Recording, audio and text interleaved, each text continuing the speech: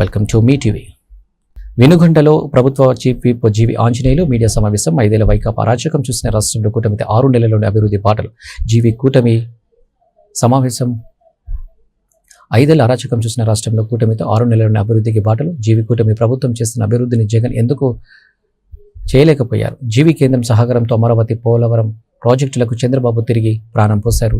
జీవి పోలవరం ప్రాజెక్టుకి 12,000 కోట్ల నిధులు తీసుకొచ్చారు. ఆ రోజు గాలి కొదిలేసినటువంటి అమరావతి రాజధాని పోలవరం ప్రాజెక్టుకి ఈరోజు చంద్రబాబు నాయుడు గారు కేంద్ర ప్రభుత్వ సహకారంతో, ప్రధాని మోడీ గారి సహకారంతో రాజధానికి 15,000 కోట్లు, పోలవరానికి 12,000 కోట్లు నిధులు తీసుకొచ్చి ఈరోజు పరుగులెత్తిస్తున్నారు అభివృద్ధిని.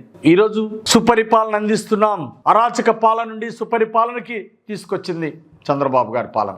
ఎన్డీఏ పాలనలో రౌడీజం, గూండాయిజం కనపడకుండా ఉక్కు పాదం పెట్టారు. గంజాయి గుట్కాలు అమ్మాలంటే భయం వేసే రోజులు తీసుకొచ్చారు. కళాశాల విద్యార్థులు గంజాయి గుట్కాల నుండి ఈరోజు భవిష్యత్తు గురించి, బంగారు భవిష్యత్తు గురించి ఆలోచించే పరిస్థితి తీసుకొచ్చారు రాష్ట్రంలో. ఈరోజు రెట్టింపు సంక్షేమం. గతంలో వికలాంగులకి 3,000 పెన్షన్ ఉంటే ఈరోజు 6,000 పెన్షన్ ఇంటికి వెళ్ళి 1వ తారీఖు ఇస్తున్నారు. సంక్షేమం రెట్టింపు అయింది. విభిన్న ప్రతిభావంతులకి అడ్రస్ లేని అభివృద్ధి చూసాం 5 ఏళ్ల పాలనలో.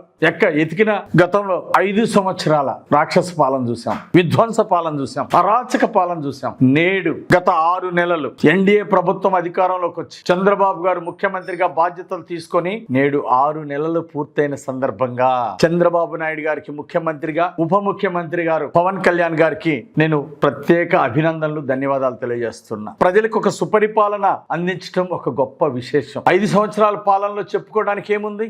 అన్యాయాలు, అక్రమాలు, భూమాక్రమణలు, తప్పుడు కేసులు, లూటీ, మద్యంలో లూటీ, ఇసుకలో దోపిడీ, బాబాయ్ హత్యలు, అసత్య ప్రచారాలు. ఇంకా 5 ఏళ్ల వైసీపీ పాలనలో ప్రజలు విధ్వంసాన్ని చూశారు, అరాచకాలు చూసి 1000 రూపాయల పెన్షన్ పెంచారు.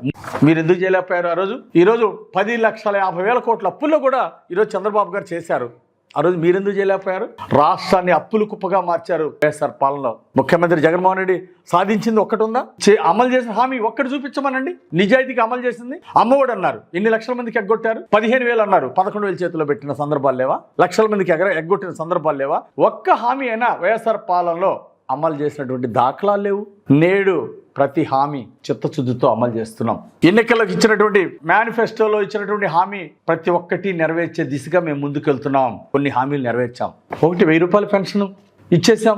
అలాగే 198 అన్నా క్యాంటీన్లు మేము ప్రారంభించాం. మీరు అన్నా క్యాంటీన్ మూసేసి పేదోడిని నోటి దగ్గర కూడు లాక్కుంటే మేము 198 అన్నా క్యాంటీన్లు పెట్టి పేదోడికి నోటి దగ్గర ముద్ద పెడుతున్నాం. నువ్వేం వాస్తవానికి ఇలాంటి అసత్య ప్రచారాలతో, కోడికత్తి డ్రామాలతో ప్రజల్ని ప్రతిసారి మోసం చేయలేము. ఒకసారి మోసం చేయగలరు, 2 సార్లు మోసం చేయగలరు, కానీ ప్రతిసారి ప్రజల్ని మీరు మోసం చేయలేరు. ప్రజలు విఘ్నులు అనేది గుర్తుపెట్టుకోవాలా. ఈరోజు అసత్య ప్రచారాలు మానుకోవాలి. తప్పుల మీద ఏ రోజైనా రివ్యూ పెట్టుకున్నారా? ఆత్మపరిశీలన చేసుకున్నారా? పోరుబాట అంట, మళ్ళీ పోరుబాట నిలదీయటానికి ఈరోజు ప్రజలు సిద్ధంగా ఉన్నారు.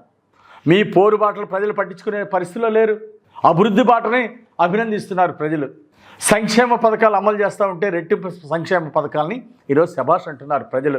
మీ అరాచకాలు వద్దు, మీ గుట్కాలు వద్దు, మీ గంజాయిలు వద్దు అని చెప్పేసి ఈరోజు ప్రజలు చీకుంటారు.